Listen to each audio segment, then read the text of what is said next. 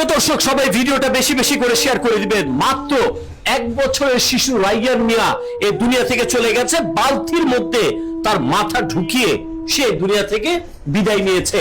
সবাই ভিডিওটা এত বেশি বেশি করে শেয়ার করবেন যাতে করে এইভাবে এই অনাকাঙ্ক্ষিত এত নির্মম মৃত্যু আর কোন শিশুর সাথে না হয়। সবাই ভিডিওটা শেয়ার করে দিবেন।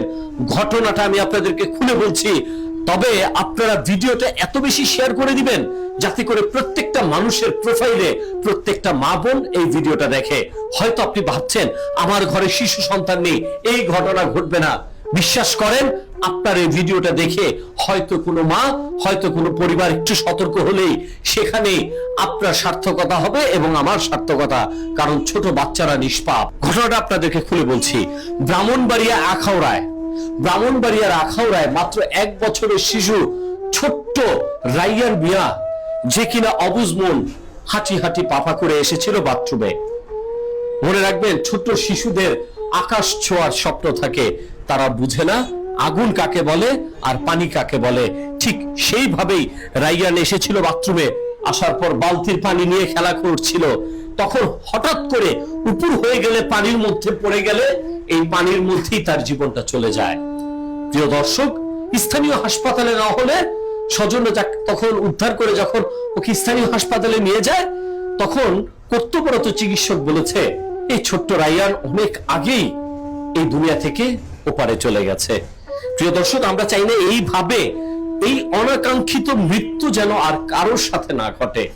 এর আগেও আমি অনেকগুলো ভিডিও করেছি, আপনাদেরকে ভিডিওতে দেখিয়েছি ঢাকা ওয়ারিতে এইভাবে বাথরুমের পানিতে পড়ে মায়ের অবর্তমানে চলে গেছে, অজান্তে চলে গেছে ছোট্ট শিশুটি।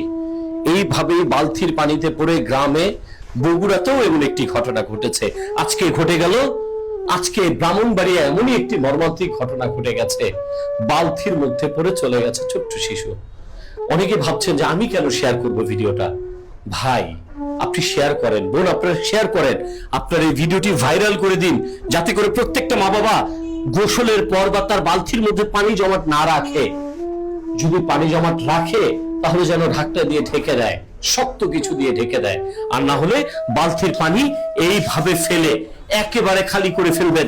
মনে রাখবেন, 1 বালতি পানির চাইতে আপনার সন্তানের মূল্য অনেক অনেক অনেক বেশি। জীবনের চাইতে পানির মূল্য বেশি নয়।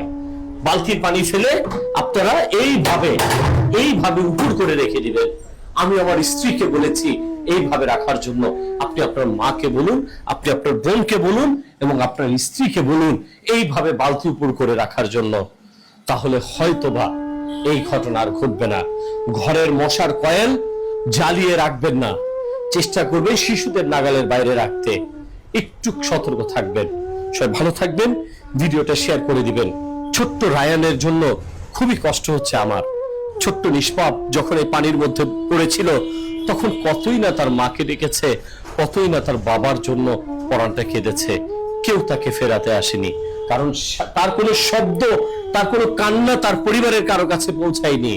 আমরা চাই না এইভাবে আর কোনো সন্তান এই দুনিয়া থেকে চলে যাক। সবাই ভিডিওটা শেয়ার করে দিবেন। আর এই পরিবারটির জন্য, তার পিতা আব্দুল সাত্তারের জন্য সবাই দোয়া করবেন, তার মায়ের জন্য দোয়া করবেন। এই সন্তান হারানোর বেদনা যেন তারা সইতে পারে। আমিন, আমিন।